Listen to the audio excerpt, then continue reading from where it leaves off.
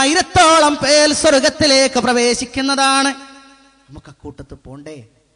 നമ്മൾ അള്ളാന്റെ അടുത്ത് ചെല്ലുമ്പോൾ സുന്നി മുജാഹിദ് ജമാഅത്ത് പറഞ്ഞിട്ടല്ല, ഈമാൻ അങ്ങനെ നോക്കും. അതിൽ 916 22 കാരറ്റും പ്യൂരിറ്റിയും ഒക്കെ ഉള്ളത് നോക്കും. അതിൽ നമ്മളൊക്കെ പെടണം. ആരാണ് റസൂലേ? അദ്ദേഹം മന്ത്രിച്ചൂതാത്തവരും മന്ത്രിച്ചൂതാൻ ആവശ്യപ്പെടാത്തവരുമാണ്. വലായത്തയ്യറൂന, പക്ഷി ലക്ഷണം നോക്കാത്തവരുമാണ്. വഅലാ റബ്ബിഹിം യതവക്കലൂൻ, റബ്ബിൽ തവക്കുലാക്കുന്നവരുമാണ്. ഈ ഇത് പറഞ്ഞുകൊണ്ട് ഇപ്പൊ ആർക്കേലും വല്ല നഷ്ടമുണ്ടോ? ഉണ്ടാവും. അങ്ങനെ വല്ല ഏർപ്പാടേറ്റ് നടക്കണോന്ന് ഈ ഹദീസൊക്കെ കേട്ടാ പരമ നഷ്ടമാണ്. ആരെങ്കിലും ഒരാൾ നാളെ രാവിലെ വരുമ്പോ ആ വലിയ യുഗയിലേട്ടോ എന്ന് പറയും അല്ലേ? ഡോക്ടർ ഫോൺ ചെയ്യാ ബസ്സിന്ന് തിരുവല്ലേന്ന് തിരിച്ചു പോരുമ്പോ ഡോക്ടർ ബസ്സിലിരിക്കുക. അല്ല ഇന്ന് എങ്ങനെയുണ്ട്? ഇന്ന് മഹാമോശ. അപ്പൊ അതൊക്കെ കഴിഞ്ഞിട്ട് അടുത്തിരിക്കുന്ന ആൾ ചോദിച്ചു, നിങ്ങളെന്താ? ഞാൻ ഡോക്ടർ. അപ്പൊ നിങ്ങൾ ഹോസ്പിറ്റലത്തെ സ്ഥിതിയാപ്പ ചോദിച്ചേ? അപ്പൊ ഇന്ന് മോശാന്ന് പറഞ്ഞാൽ ഇന്ന് രോഗികൾ വന്നില്ലാന്നല്ലേ? പടച്ചോനെ, രോഗികൾ വരാത്തിന് നിങ്ങൾ ഇങ്ങനെ ടെൻഷനാണ്. ഈ രോഗികളായ ഞങ്ങളൊക്കെ എന്താ കാട്ടുവെച്ചു? അതേപോലെ ഇത് വെറും ഞമ്മളേർപ്പാട് മാത്രം നന്നാ പറയും, പാവങ്ങളെ സ്വർഗത്തിന്റെ ഏർപ്പാട് കൂടി അക്കൂട്ടത്തിൽ നടന്നു പോണ്ടേ?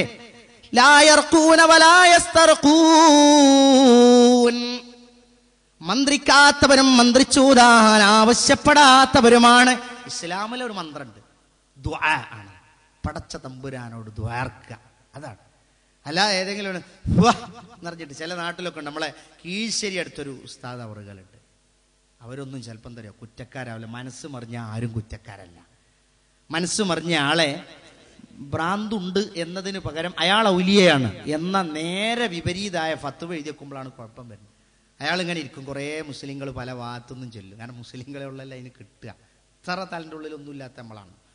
അങ്ങനെ ഇയാൾ എന്ത് ചെയ്യും? കുറേ റോഡ് അവിടെയൊക്കെ ബ്ലോക്ക് ആകുമ്പോൾ പോയടവിടുന്നു എന്ന് പറയുമ്പോൾ അപ്പോൾ അവിടുന്ന് വന്നവനെ കണ്ടുപോകും. ഇങ്ങോട്ട് നെടുമ്പാശ്ശേരിക്ക് ടിക്കറ്റ് എടുക്കാനാണ് പറഞ്ഞിരിക്കണത്, കരിപ്പൂരിന്ന് കയറണ്ടെന്നാണ് പറഞ്ഞിരിക്കണത്. മറ്റോ കണക്ക് ഒറ്റ ഈ 5 വിരലുകൊണ്ടാണ് തീരുമാനം മുഴുവൻ പറയുന്നത്. എന്നിട്ട് ഈ കയ്യോണ്ട് ഇങ്ങോട്ടുള്ള തീരുമാനം പറഞ്ഞാൽ എൻ്റെ മകളെ രാമനാട്ടൊക്കെ കെട്ടിച്ചണ്ടെന്നാണ്, നേരെ കോഴിക്കോട്ട് കെട്ടിച്ചാൽ മതി എന്നാണ് ഇത് മനസ്സിലായത് എന്നൊക്കെ പറഞ്ഞിട്ട് മനസ്സിലായ്മ പോവുക. അയാളും കൂടി ഇതൊന്നും അറിഞ്ഞിട്ടില്ല, കണ്ടിട്ടില്ല, കേട്ടില്ല. ഇങ്ങനെ ഓരോരുത്തര് ഇത്തരത്തിലുള്ള ഓരോ ചിന്തകൾക്കും അള്ളാഹുവിൽ തവക്കുലാക്കൂ സഹോദരന്മാരെ. അള്ളാഹുവിൻ്റെ അടുക്കൽ നമുക്ക് കൂലി കിട്ടും, വിചാരണ കൂടാതെ എന്ന് പറഞ്ഞാൽ ചൊല്ലും. നമ്മളെ പേര് ചോദിച്ചു, എവിടുന്നാന്നൊക്കെ ചോദിച്ചു, കാര്യമായ വിചാരണ ഒന്നുമില്ല അല്ലേ? കടത്തി വിടുക. അങ്ങനത്തെ ഒരു സൗഭാഗ്യം കിട്ടണത് ആർക്കാന്ന് പറയുന്ന കൂട്ടത്തിൽ റസൂലുള്ളാഹി സ്വല്ലല്ലാഹു അലൈഹി വസല്ലം പറയാം, വലായതയ്യറൂന, പക്ഷി ലക്ഷണം നോക്കാത്തവരാണവർ. നമ്മൾ പക്ഷി ലക്ഷണം, കൈലക്ഷണം, മുഖലക്ഷണം, പല ലക്ഷണവും നോക്കി നടക്കണോല് മുഴുവൻ നമ്മളെ വരിയിലാ കയറിയാണ്. ഭർത്താക്കന്മാര് ഗൾഫിലും കൂടിയാണെങ്കിൽ ആ പെര മുഴുവൻ ലക്ഷണക്കാരൻ. കാരണം എന്താ അറിയോ? അങ്ങനത്തെ വീടുകൾ കയറി ഇറങ്ങി അവിടെ 2000 റിയാൽ വാങ്ങുന്നുണ്ടെങ്കിൽ ഇവിടെ 20,000 റുപ്യ ലക്ഷണത്തിൽ കൂടി വാങ്ങാനുള്ള സർവ്വ വകുപ്പും സർവ്വ തട്ടിപ്പറിഞ്ഞ്. പ്രിയപ്പെട്ട ശബ്ദം ശ്രവിക്കുന്ന പ്രിയപ്പെട്ട സഹോദരിമാരെ, നിങ്ങൾ ഓർത്തു നോക്കൂ. മൻ അതാ അറാഫൻ ഔ കാഹിനൻ ഔ കുഹാനൻ, ഏതെങ്കിലും ഒരു സത്യവിശ്വാസിയായ മനുഷ്യന് ജ്യോത്സ്യനെയോ കണക്ക് നോട്ടക്കാരനെയോ സമീപിച്ചാൽ അവന്റെ 40 ദിവസത്തെ നമസ്കാരം നഷ്ടപ്പെട്ടിരിക്കുന്നു. 40 ദിവസത്തെ നിസ്കാരം പോയിന്നാ ഈ ഹദീസൊക്കെ ഇങ്ങനത്തെ ബാദിലൊക്കെ കേൾക്കുള്ളൂ. മറ്റേ ബാദിൽ പറയുമ്പോൾ പറയാനൊക്കെ ഓർമ്മയൊക്കെ ഉണ്ടാവും, പക്ഷെ എന്നാലും ഇവിടെ വന്നാണ് മറക്കും. കാരണം അതങ്ങനെ പറയാൻ കഴിയൂല. ഇതിപ്പോ ഇങ്ങനെ പറഞ്ഞു, ഞാൻ വെറുതെ പറയാതിരിക്കാൻ ചിലപ്പെട്ടോ, കാരണം ഇത് ഇങ്ങനത്തെ ഹദീസ് ഒരുപാട് നിങ്ങൾക്ക് ഇവിടുന്ന് കേട്ട് കാണാം. പക്ഷെ റസൂലുള്ള പറയാണ്, ജ്യോത്സ്യനെയോ കണക്ക് നോട്ടക്കാരനെയോ, അറാഫ് എന്ന് പറഞ്ഞാൽ മുഹദ്ദിസുകൾ അത് പഠിപ്പിച്ചു, നഷ്ടപ്പെട്ട വസ്തു തിരിച്ചു തരാം, തിരിച്ചെടുത്തുണ്ടെന്ന് അവകാശപ്പെടുകയും പറയുകയും ചെയ്യുന്ന അറാഫുകൾ. അറിയുന്നറിയില്ലേ? മറിഞ്ഞതറിയുന്നറിയണേ. അങ്ങനത്തെ കുറെ ആൾക്കാർ അങ്ങനത്തെ ഒരുത്ത് പോയാൽ 40 ദിവസത്തെ നിസ്കാര പോവുക. കൊടുത്ത 500 ഉറുപ്പിയും പോവും. പോട്ടെ 500 അല്ലേ, 4 ദിവസം നയിച്ചാ കിട്ടും.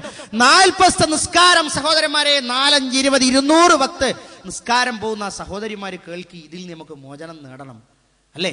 വലായതയ്യറൂന, പക്ഷി ലക്ഷണം നോക്കാത്തവരാണ്. കാക്ക ഒന്ന് ഇരുന്ന് കുറുകിയാല് ഇന്നിപ്പോ വിരുന്നുകാര് വരും, മനുഷ്യനെ ഇടങ്ങാറാക്കാൻ. കാക്ക കുറുകിയാല് അല്ലേ? 3 കെട്ടുള്ള വിറക് കൊണ്ടയാല് പേടി. എന്താ? 3 കെട്ടുള്ള വിറക് കൊണ്ടയാല് ഹാർട്ട് അറ്റാക്ക് ആയിട്ട് വിഗായി 3 കെട്ടുള്ള വിറക് പോയാൽ അടുത്തത് ഞാൻ. എന്താ നമ്മൾ വിറകാ? റസൂലുള്ള പറഞ്ഞു നമ്മൾ വിറകാതെ. എങ്ങനെയാ ഞങ്ങള്? അള്ളാഹുവിനെ ഓർക്കുന്നവൻ ജീവിച്ചിരിക്കുന്നവനാണ്, അള്ളാഹുവിനെ ഓർക്കാത്തവൻ മരിച്ചവനാണ്. അള്ളാഹിനെ ഓർക്കുന്നവൻ ജീവിച്ചിരിക്കുന്നവൻ, അള്ളാഹിനെ ഓർക്കാത്തവൻ മരിച്ചവനാണ്. ഇതൊക്കെ അഞ്ച മരണോ ഈ ഇതൊക്കെ തരുന്നത് അല്ലേന്ന് ബോധമുള്ളവൻ ജീവിച്ചിരിക്കുന്നവനാണ്. ഇതൊക്കെ വിറകും കെട്ടാ തരുന്നത് 3 കെട്ടാ തരുന്നതെന്നൊക്കെ വിചാരിച്ചോ മരക്കണ്ടം തന്നെ 3 കെട്ട അതേമാതിരി നമ്മളെയും കെട്ടിക്കോട്ടെ. എന്താ വിരോധം? അതുകൊണ്ട് അത്തരത്തിലുള്ള വിശ്വാസമല്ല സത്യവിശ്വാസിക്ക് ആവശ്യം. ലക്ഷണം നോക്കിക്കൊണ്ട് പക്ഷി ലക്ഷണം നോക്കുക എന്ന് പറഞ്ഞാൽ അങ്ങനെ ലക്ഷണം നോക്കിയിട്ട്, ചിലർ മുഖലക്ഷണം നോക്കിയിട്ട് അല്ലെങ്കിൽ കൈലക്ഷണം നോക്കിയിട്ട്, അത്തരത്തിലുള്ളതൊക്കെ തട്ടിപ്പാണ്. അതൊക്കെ ഇസ്ലാമികമായി ഒരു വിധിയും അതിനില്ല. അങ്ങനത്തെ അടുത്ത് പോയാൽ ചിലർ പറയും മറിഞ്ഞതറിയണോര് മുജാഹിദുകളെ കുറിച്ച് ആകെയുള്ള ആക്ഷേപോ ഈ മറിഞ്ഞതറിയില്ല എന്നാ ഒരു പറയാം.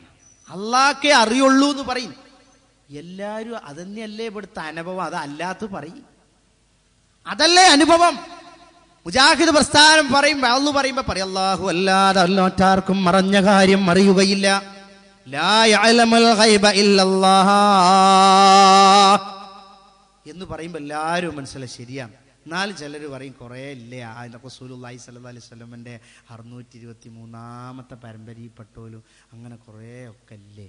എന്നിട്ട് എവിടെയായി നിങ്ങളൊക്കെ അല്ലേ? 10,000-കണക്കിന് ആളുകൾ മരിക്കുന്നൊരു സുനാമി ദുരന്തം വന്ന് പിറ്റേന്ന് പേപ്പറിലൊക്കെ ഉണ്ടായിന്. മറ്റോ അവിടെ പറഞ്ഞിനു, എൻ്റെ ചവിട്ട് പറഞ്ഞിനു. ഓൽക്കൊക്കെ ഒന്നും പത്രസമ്മേളനം നടത്തി പറഞ്ഞൂടെ നാളെ 9 മണിക്ക് സുനാമിയാന്ന് മറിഞ്ഞതറിയണോലല്ലേ? എന്നിട്ട് എന്തേ പറയായിരുന്നത്? അറിയില്ല. അത് തന്നെയല്ലേ പറഞ്ഞത്, അറിയില്ല. അത്തരത്തിലുള്ള അറിയുന്ന കേന്ദ്രങ്ങൾ അവകാശപ്പെടുന്നവരുണ്ട്. പ്രിയപ്പെട്ടവരെ, ചൂഷണമാണ്, വിശ്വാസത്തിന്റെ ചൂഷണമാണത്. അത്തരത്തിലുള്ളവർ അവകാശപ്പെട്ടുകൊണ്ട് പോകുന്നുവെങ്കിൽ അവകാശപ്പെട്ടവർ അവകാശപ്പെട്ടു പോകട്ടെ. മഹല്ലത്തിലെ നിവാസികൾ അത്തരത്തിലുള്ള വലയിൽ പെട്ടുപോകാതിരിക്കാനാണ് ഈ വഅള്. അല്ലേ? നമ്മുടെ കടലുണ്ടി തീവണ്ടി അപകടം നടന്നു. തീവണ്ടി അപകടം നടക്കണേ 2 മിനിറ്റ് മുമ്പ് അങ്ങനെ അറിയണ കുറേ ആൾക്കാരില്ലേ? ഹിന്ദു സമൂഹത്തിലുണ്ട്, മുസ്ലിം സമൂഹത്തിലുണ്ട്. മറിഞ്ഞതറിയണ കുറേ ആൾക്കാർ ഓരോ റൂം വാടക എടുത്ത് ഓരോ സ്ഥലത്ത് താമസിക്കണം. 2 മിനിറ്റ് മുമ്പ് പറഞ്ഞുകൂടായിനോ? ഇല്ല, അറിയില്ല. അള്ളാഹുവിനെ അറിയുള്ളൂ. അതുകൊണ്ടാണ് റസൂലുള്ളാഹി സ്വല്ലല്ലാഹു അലൈഹി വസല്ലം പറയുന്നത്, അത്തരത്തിലുള്ള വിശ്വാസങ്ങൾ വെച്ച് പുലർത്തിയത് വിശ്വസിച്ചു കഴിഞ്ഞാൽ 40 ദിവസത്തെ നമസ്കാരം സ്വീകരിക്കുകയില്ല. അള്ളാഹുവിന്റെ നിയമത്തിലാണ് നമ്മളത് കാണുന്നത്. അതുകൊണ്ട് പ്രിയപ്പെട്ടവരെ, അത് സൂക്ഷിക്കുക, അത് ശ്രദ്ധിക്കണം എന്ന് പ്രത്യേകമായി ഓർമ്മപ്പെടുത്തുകയാണ്. നേർച്ചയിൽ നിന്ന് മോചിതമാകണം എന്നല്ല, ഇസ്ലാമികമായ ഇബാദത്താകുന്ന നേർച്ചയിൽ നാം നിലനിൽക്കണം.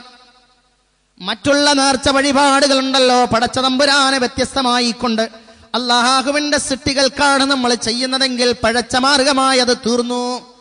നേർച്ചല്ല നല്ലട്ടോ, നേർച്ചുണ്ട് അല്ലേ? ചിലരൊക്കെ തിരൂര് മിഞ്ഞാന്ന് നടന്ന നേർച്ചക്ക് കേരളത്തിലുള്ള എല്ലാ സംഘടനയും എതിരാ, സുന്നി സംഘടനകളും എതിരാ. എന്താ? തിരൂരത്തെ നേർച്ചനോട് എല്ലാവരും എതിരാ.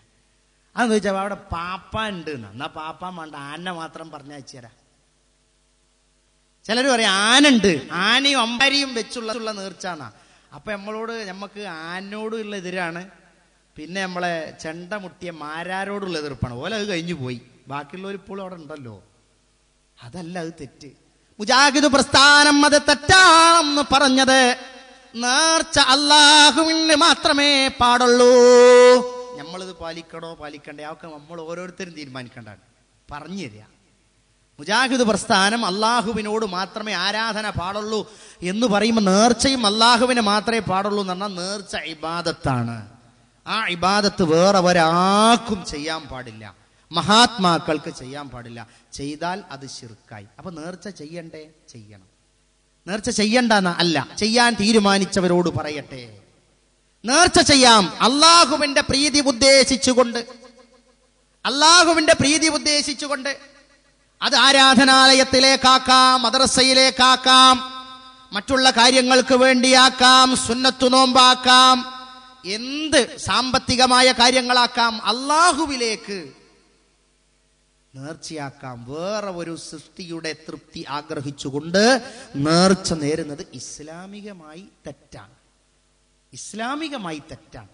അത് പറയാതിരിക്കാൻ നിർവാഹമല്ലല്ലോ, പറയണ്ടേ, ബോധ്യപ്പെടുത്തണ്ടേ? അത്ര ബോധ്യപ്പെടുത്തി പറഞ്ഞ ആളുകൾക്ക് മനസ്സിലായി, അത് ഉൾക്കൊണ്ടു. അൽഹംദുലില്ലാഹ്, അത്രയേ ഉള്ളൂ.